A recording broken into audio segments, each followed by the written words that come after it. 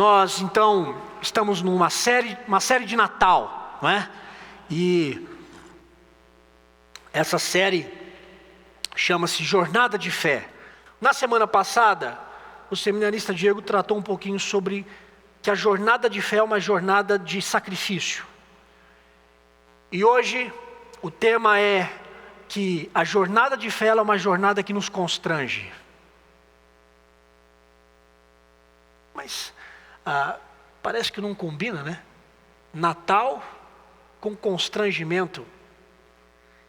Eu quero convidar você a abrir a sua Bíblia em Lucas, no capítulo 2. Eu quero compartilhar com você sobre essa verdade, que sim, pode parecer que não, mas o cenário do Natal e a jornada de fé, ela deve nos constranger sim. Lucas capítulo 2, nós vamos ler dos versículos 1 a 7. Vamos orar mais uma vez. Senhor, nós vamos ler a Tua palavra, porque ela é viva e poderosa.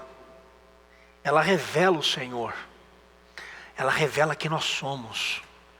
E ela revela quem nós devemos ser. E ela revela para onde nós vamos. Como é bom ter ela nas nossas mãos.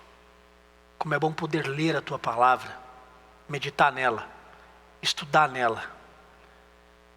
Que essa não seja apenas uma tarefa pastoral. Que essa seja uma realidade na vida de cada pessoa que está aqui nessa noite. E eu oro em nome de Jesus para que quando nós formos ler esse texto, que o Teu Santo Espírito vá atuando em nós e que possamos compreender verdades profundas a respeito do cenário do Natal. Fala conosco, Pai, em nome de Jesus. Amém. Lucas 2, de 1 a 7 diz assim: Naqueles dias foi publicado um decreto de César Augusto, convocando toda a população do império para recensear-se. O primeiro recenseamento, foi feito quando Quirino era governador da Síria. Todos iam alistar-se, cada um à sua própria cidade. José também subiu da Galiléia, da cidade de Nazaré, para a Judéia, a cidade de Davi, chamada Belém, por ser ele da casa e família de Davi, a fim de alistar-se com Maria, sua esposa, que estava grávida. Estando eles ali, aconteceu completaram-se-lhe os dias, e ela deu à luz o seu filho primogênito, enfaixou-o e o deitou numa manjedoura, porque não havia lugar para eles na hospedaria. Particularmente o Natal e o final de ano é a época do ano que eu mais gosto. Eu gosto do Natal. Eu gosto das luzinhas. Eu gosto do clima. Me faz lembrar que lá na grande capital do mundo, no interior de São Paulo, Leme, de onde eu vim, onde tem a grande avenida 29 de agosto, não é? Coitado do eixo monumental, não é nada perto da 29 de agosto. Quando chegava essa época de Natal, a cidade, o comércio ficava aberto até mais tarde, então todo mundo ia para 29 de agosto andar, né? O povo ia lá, minha mãe ficava louca para ir nas casas pernambucanas. E eu ia com ela, feliz da vida, a gente tomava um sorvete, depois voltava embora. Era bom demais. Eu gosto do Natal, eu acho o Natal um momento magnífico. E de alguma forma, você há de convir comigo que o Natal ele nos encanta.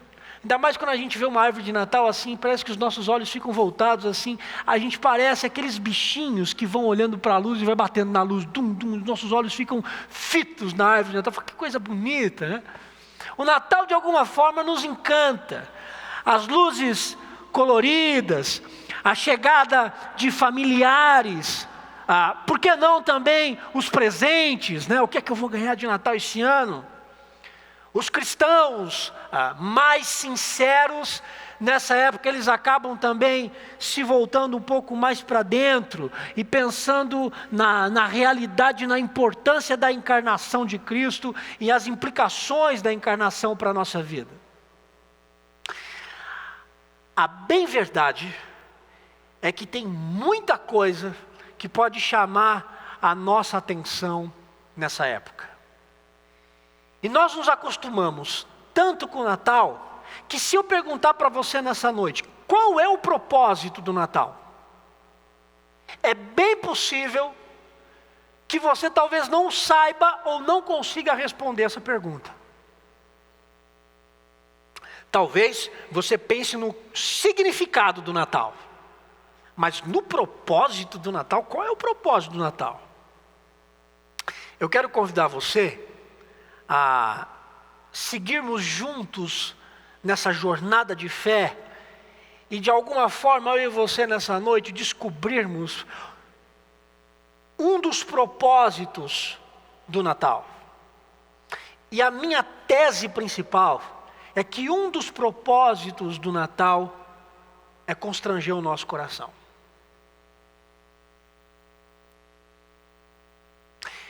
Deixa eu compartilhar com vocês sobre essa verdade, baseado nesse texto. O que é que está acontecendo aqui nesse texto aqui? O texto inicia dando algumas informações para nós a respeito do nascimento de Jesus, e essas informações, elas são muito importantes para a gente poder entender a história. O texto diz que César Augusto era o imperador de Roma. Ele decreta um recenseamento. O que era um recenseamento? O recenseamento era um cadastro. Foi um levantamento que o imperador decretou em todo o Império Romano. E como ele decretou para todo o Império Romano, isso implicava imediatamente em toda a Judéia, porque toda a Judéia estava vinculada ao Império Romano. Roma governava o mundo antigo. Quando o César Augusto decreta esse recenseamento, então a Judéia também teria que participar desse movimento. Agora, por que o César Augusto decretou esse recenseamento? Essa decisão dele foi uma decisão de mostrar o poder político que ele tinha. Herodes era um tipo de um rei subalterno. Herodes, ele era um rei subalterno que liderava a Judéia.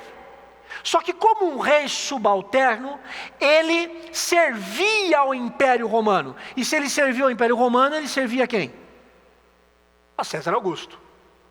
César Augusto e Herodes, eles mantinham uma relação muito boa, eles tinham uma relação bacana, principalmente na relação política. Por quê? Porque esses reis subalternos, de modo geral, eles não pagavam imposto. Os reis subalternos, eles não pagavam impostos. Mas, essa questão de político, ter briga com político, isso é antigo. Conta a história que César Augusto e Herodes tiveram uma desavença. E a corda sempre estoura para o lado mais fraco. O que é que César Augusto fez? César Augusto diz assim: bem, vou mostrar para Herodes quem é que manda. Então, para mostrar o seu poder político, César Augusto decide decretar esse recenseamento como um novo planejamento tributário, ou seja, vamos aumentar o imposto. Bem diferente do que acontece com a gente, isso não faz parte da nossa realidade, nem é contextual, não é? Ou seja, dentro da decisão agora de César Augusto, o Herodes, que antes não pagava imposto, agora teria que pagar o imposto.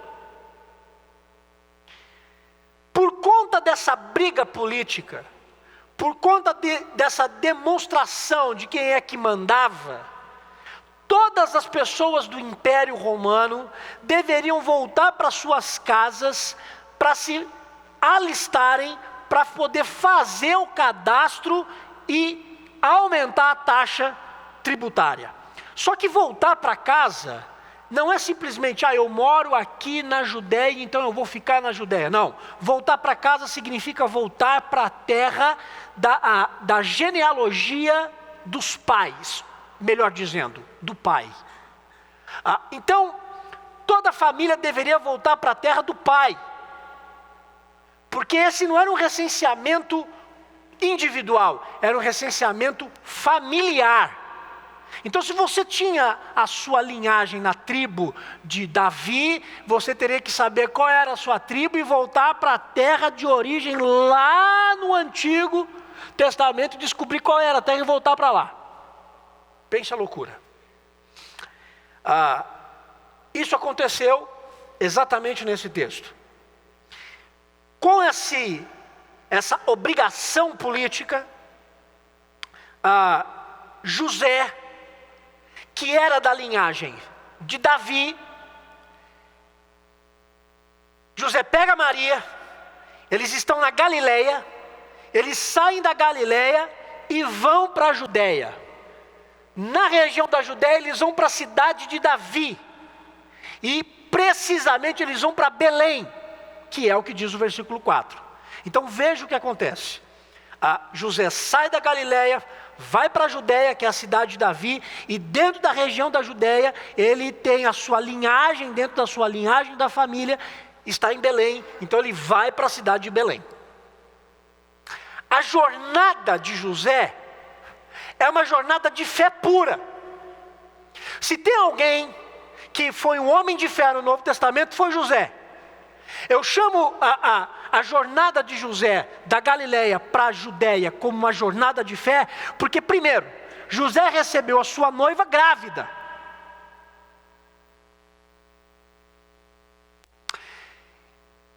E se as pessoas soubessem disso, Maria morreria e José seria escorraçado moralmente pela sociedade.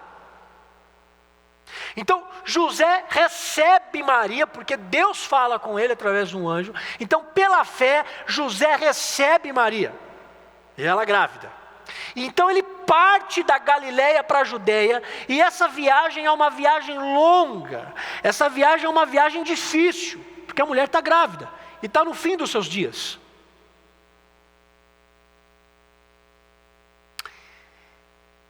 Ele vai para Belém. Mas lembre-se, a decisão é para toda a Judéia. Então não só ele vai para Belém. Todo mundo que tem na linhagem de Davi vai para Belém, vai para a Judéia. Todas as famílias da linhagem de Davi também seguiram sua viagem. Qual foi o resultado? Bem, o resultado não é difícil da gente imaginar. José está com uma mulher grávida, ele faz uma viagem longa. Por a mulher estar grávida, a viagem, além de ser longa, ela é mais lenta. E quando ele chega na cidade de Belém, resultado, ele não pode contar com as suas famílias, com os seus descendentes. Por quê? Porque as casas estavam lotadas. Todo mundo já tinha chegado. Todo mundo já estava lá para o recenseamento. E José chegou atrasado. Mas José não é bobo e nem nada. Ele tem um plano 2. E qual é o plano 2 de José? Bom, se eu não consigo casa nos meus descendentes, eu vou para a hospedaria. E por que ele decide ir para a hospedaria? Porque naquela época, principalmente em episódios de êxodo nacional, como era o caso aqui, as pessoas se locomovendo por conta de uma decisão política, as hospedarias costumavam receber os visitantes gratuitamente. Então aqueles que estavam de passagem, paravam na hospedaria, pernoitavam de graça e seguiam viagem.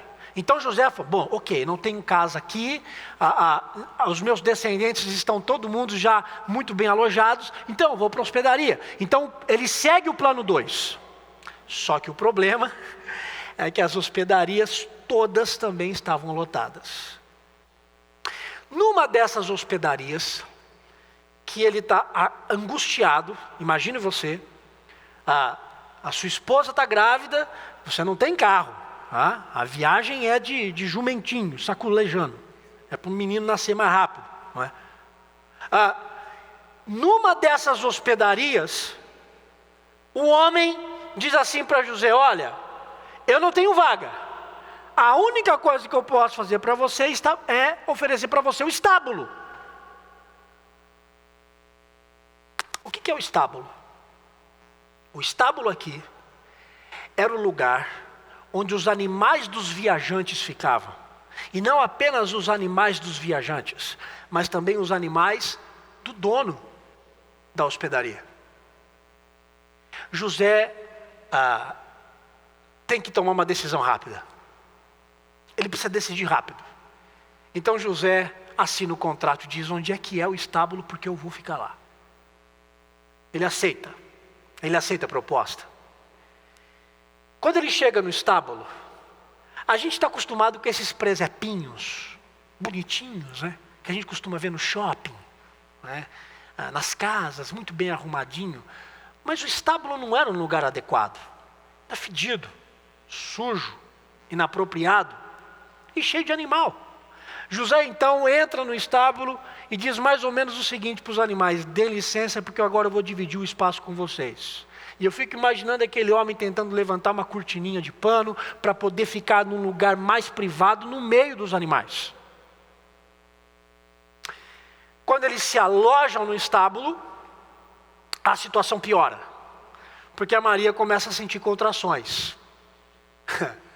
E aí, esse homem precisa ter muito mais fé ainda, porque agora, além de ser pai, e além de fazer uma viagem longa, ele tem que ajudar no nascimento.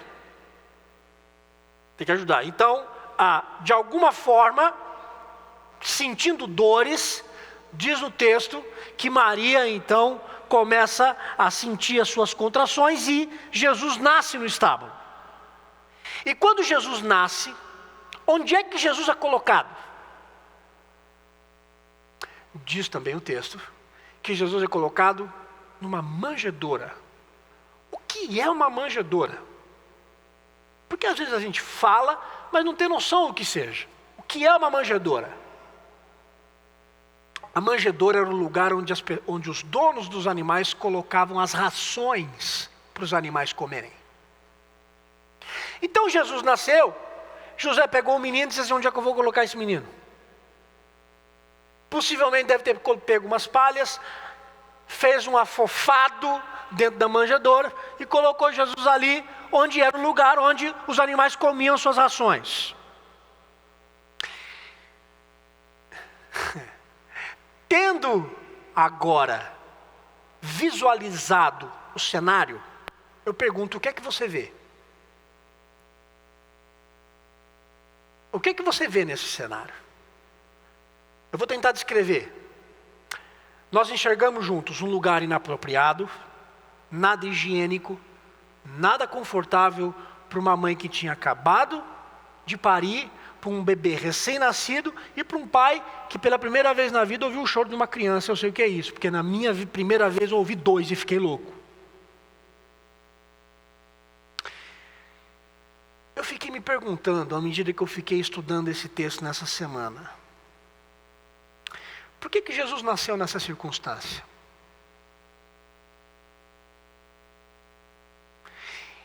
Ele era rei. Ele é salvador. Vamos ser sinceros, pelo menos numa hospedaria ele podia ter nascido.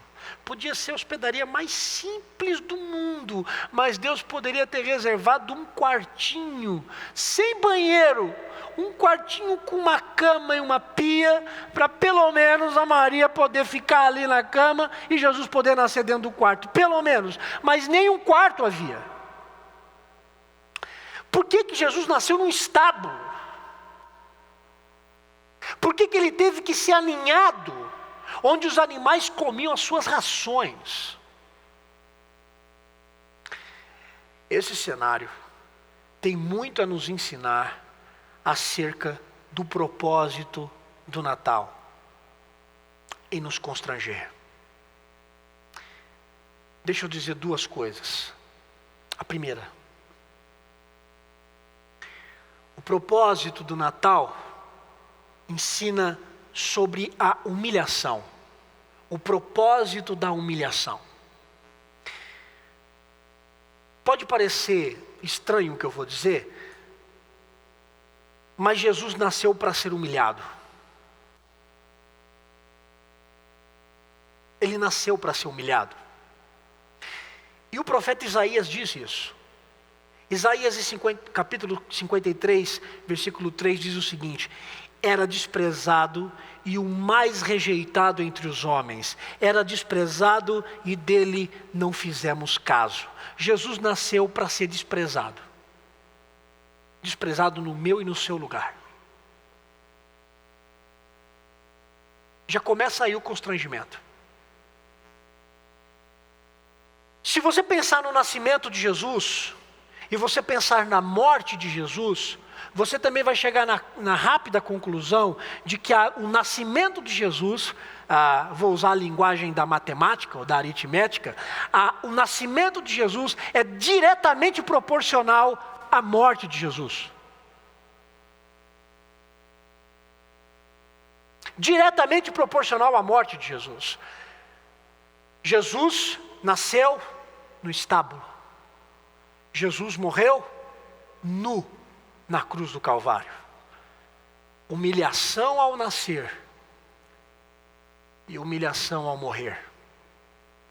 A vida de Jesus estava marcada por esse propósito: ser humilhado e viver em humildade.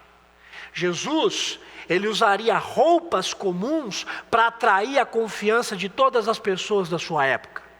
Porque ao olharem para Jesus, as pessoas se identificariam com as suas fadigas, as pessoas se identificariam com as suas aflições, as pessoas se identificariam com a sua vida comum. Sabe qual é o centro do cenário natalino? O centro do cenário natalino é a humilhação. E o estábulo e a manjedoura mostra isso para mim e para você. Agora, e nós? O que é que nós estamos fazendo com o Natal? O que é que nós fazemos com o Natal? Eu vou dizer para você o que nós fazemos com o Natal. Nós transformamos o Natal numa festa de exuberância.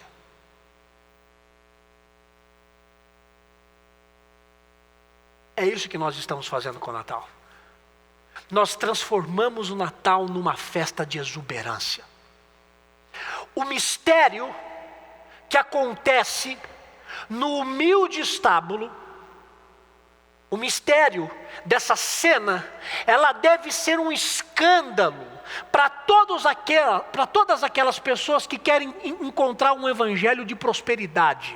Deixa eu dizer uma coisa para você: se você está aqui nessa noite querendo encontrar um evangelho de prosperidade, eu vou dizer para você que essa cena, a cena do nascimento de Jesus, é exatamente o contrário dessa busca de um evangelho de prosperidade.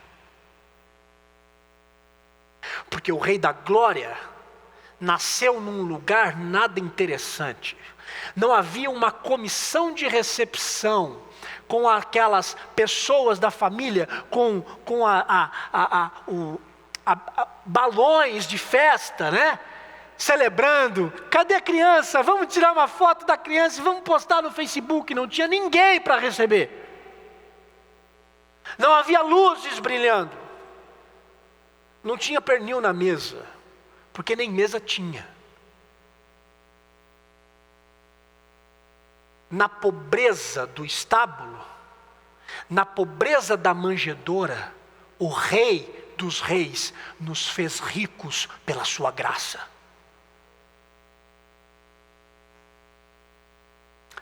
Isso é Natal.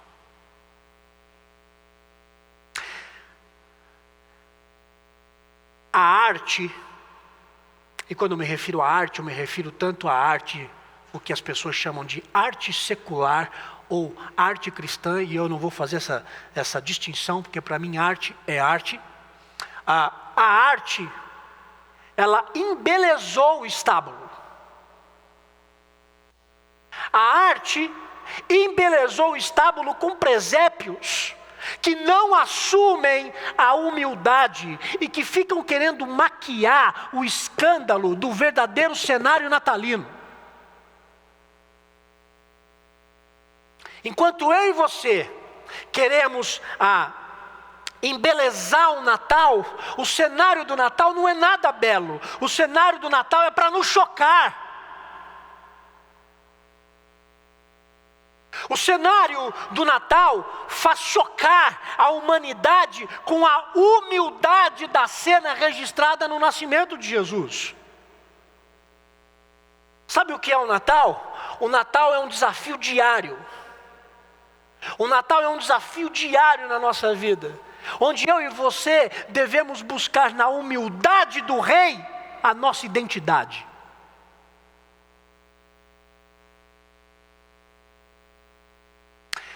Mas a gente não quer ser chocado. Então a gente enfeita o nosso Natal. Eu não tenho nada contra a árvore de Natal.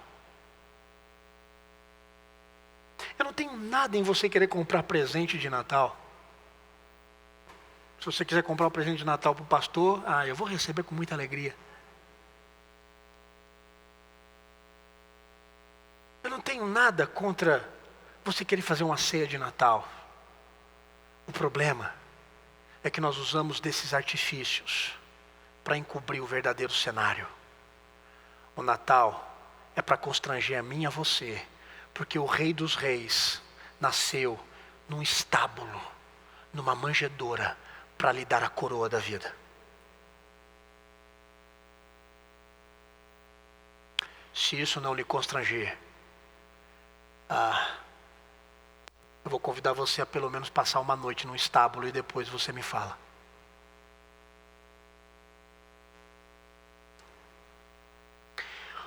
O primeiro propósito que eu vejo nessa jornada de fé que nos constrange no Natal, é essa jornada, é esse propósito de nos humilhar. Jesus foi humilhado. Mas há um segundo propósito. E eu chamei de propósito de acessibilidade. Ok, o estábulo, ele não era um lugar adequado. Ok. Você também há de concordar comigo que o estábulo também não era o típico lugar onde você iria fazer uma visita. Você não faria, com certeza o estábulo não faria parte da sua lista de turismo se você fosse visitar Belém. Vou visitar Belém, vou passar uma noite no estábulo. O estábulo, você nunca passaria por perto dele. Mas você ainda há de convir comigo que o estábulo era um lugar acessível a todos. Quem quisesse ir, poderia ir. Porque o estábulo não tem taxa de entrada, não tem que fazer check-in,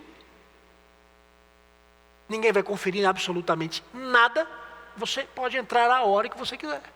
Eu não sei se você vai querer entrar, mas ele é um lugar acessível a todos. E eu fiquei me perguntando, a pergunta que eu fiz ali no início, por que Jesus nasceu num estábulo? Está aí uma boa resposta. O pai colocou o seu filho no estábulo porque era gratuito o acesso a ele.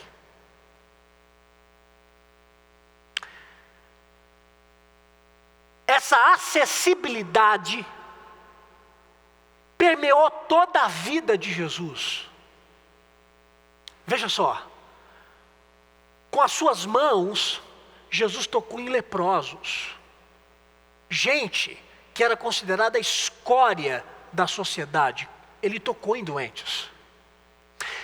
Jesus deu a sua atenção para aqueles que estavam sendo negligenciados pela cultura da época.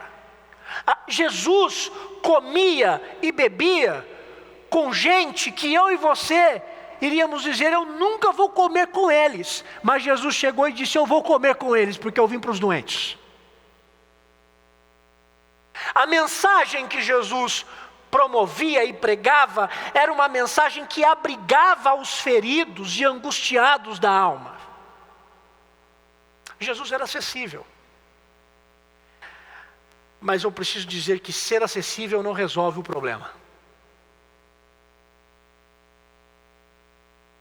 Porque ser acessível não significa que todos o acessariam.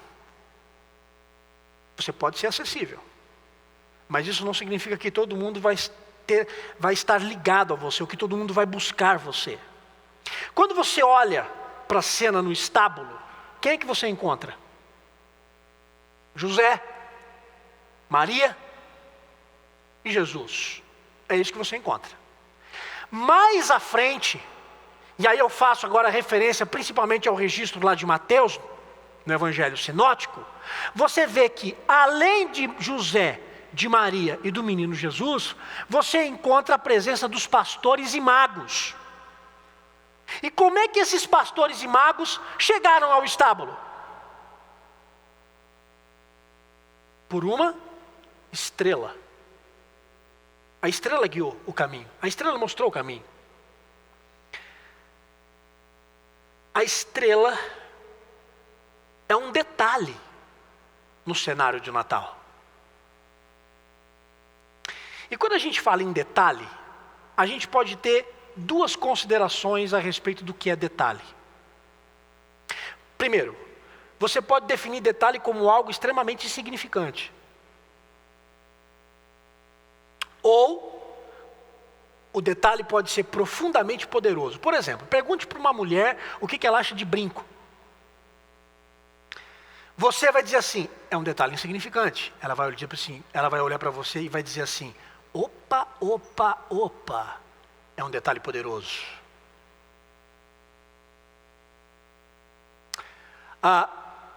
Pergunte para uma pessoa que toca violão.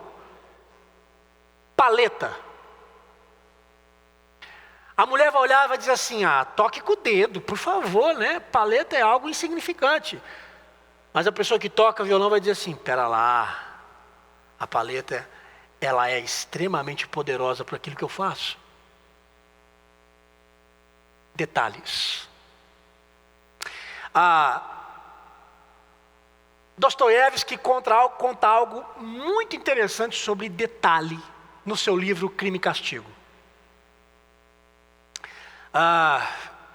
Diz ele que o personagem principal do livro saiu da sua casa e ele é um personagem que, principalmente no início do livro, ele não quer ser muito visto. Ele está devendo para a mulher onde ele está morando, e ele entra no meio das pessoas, e é um sol escaldante num verão de Petersburgo, e ele está andando na rua, e num dia ele sai, e ele coloca o seu chapéu, e naquela época os homens usavam o chapéu, e era normal, era um adereço comum. E ele botou o chapéu na expectativa assim, ninguém vai me ver. E quando ele sai para a rua, um bêbado olha e começa a gritar sentado na rua para o homem de chapéu, diz assim, ei alemão, você de chapéu? E diz o Dostoiévski, escrevendo que esse personagem pegou o chapéu, tirou o chapéu e abraçou o chapéu. E aí é muito interessante o que o Dostoiévski descreve a respeito do detalhe a seguir. Ele diz assim, detalhes. Os detalhes são o principal. Ele pode estragar tudo.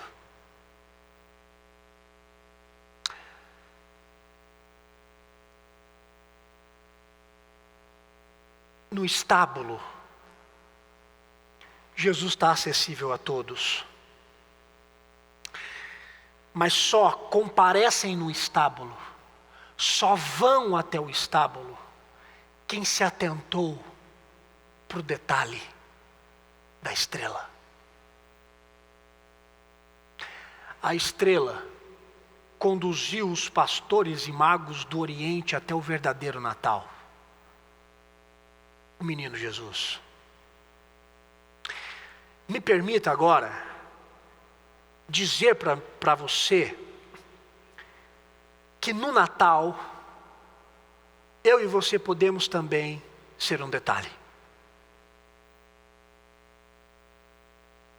O detalhe que pode conduzir outras pessoas ao Rei Jesus. A grande questão é perguntarmos para onde nós estamos conduzindo a atenção das pessoas enquanto estamos vivendo. E não apenas em dezembro, na comemoração do Natal, mas em todos os outros meses do ano.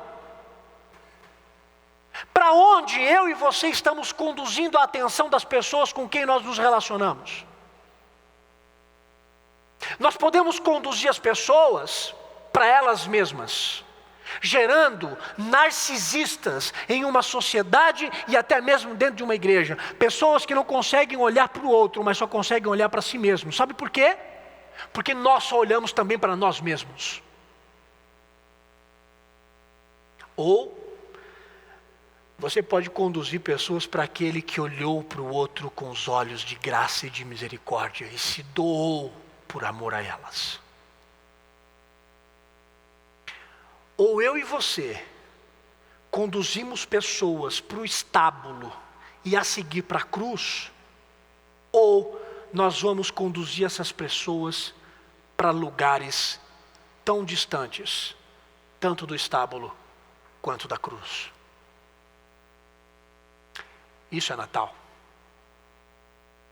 Natal é nós aprendermos com o nascimento de Jesus a acessibilidade. E estar sensível a essa acessibilidade. O que eu quero dizer com isso? É simples. Você quer viver o Natal verdadeiro? Então que a sua mesa de Natal seja acessível àqueles que não possuem mesa. Que os seus recursos financeiros sejam acessíveis àqueles que não possuem recursos. Que o seu respeito seja acessível àqueles que são desprezados. Que o seu amor seja acessível àqueles que não são amados. E que o Evangelho seja acessível àqueles que não vivem o Evangelho.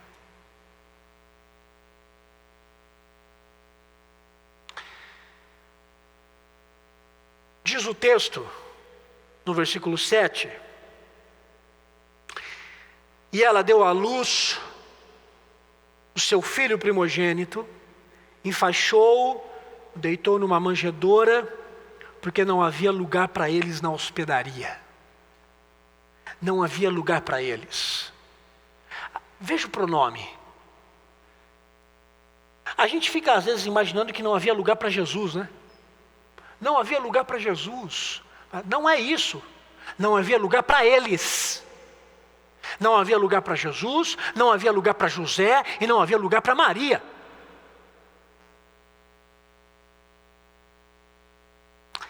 Sabe o que a gente aprende com isso? Que não é diferente hoje. Tá difícil encontrar um lugar no mundo contemporâneo para viver o verdadeiro e real sentido do Natal, em humildade e acessibilidade. Está difícil.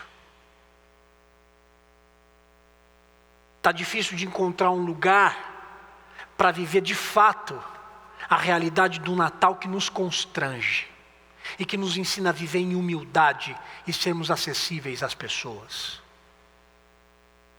Está difícil de encontrar humildade, porque nós só encontramos exuberância. Está difícil de encontrar mesas que incluem, porque o que nós estamos encontrando são mesas que excluem.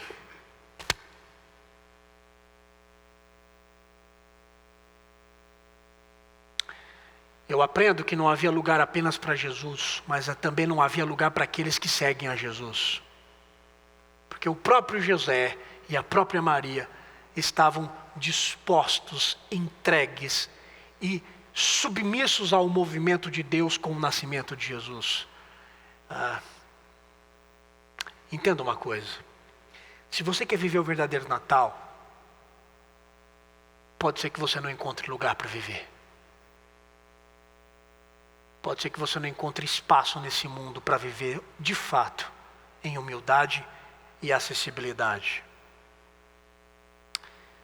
Mas aí, se você não encontrar um lugar para viver o verdadeiro sentido do Natal que nos constrange, que o estábulo venha a constranger você e conduzir você a viver o verdadeiro sentido do Natal em qualquer lugar e em qualquer circunstância da sua vida. Que o Natal possa nos constranger em humildade e acessibilidade. Vamos orar? Vamos ficar em pé?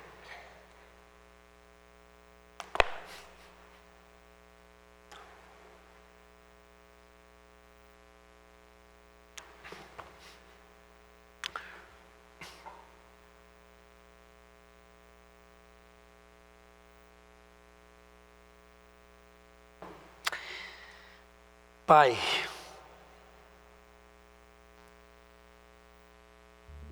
o Senhor permitiu que o nosso Redentor nascesse num estábulo para mostrar para nós hoje sobre humildade e acessibilidade. Ah, Deus, nós somos tão soberbos, nós somos tão orgulhosos para admitirmos o nosso orgulho. Nós queremos celebrar o Natal para nós, mas nós não queremos celebrar o Natal para os outros. Nós queremos encher as nossas mesas com o pernil, com as frutas, mas nós não somos acessíveis àqueles que querem partilhar também conosco da nossa mesa. Nós temos vergonha, Deus. Eu me sinto com vergonha de dizer que de alguma forma somos cristãos e não nos humilhamos como o nosso rei.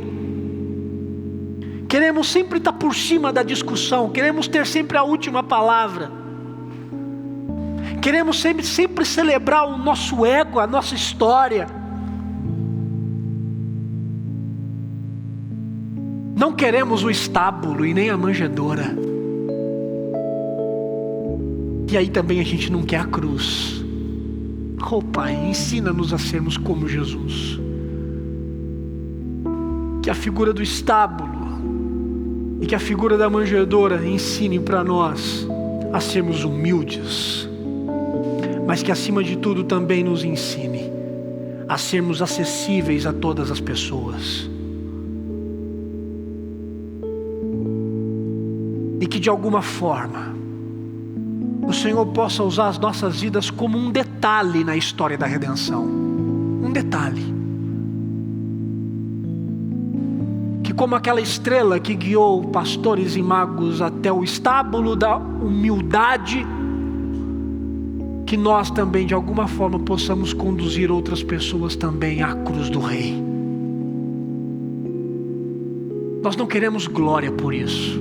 Nós só queremos ser um detalhe. Porque a honra é tua e a glória é tua. Constrange o nosso coração, Pai, em nome de Jesus.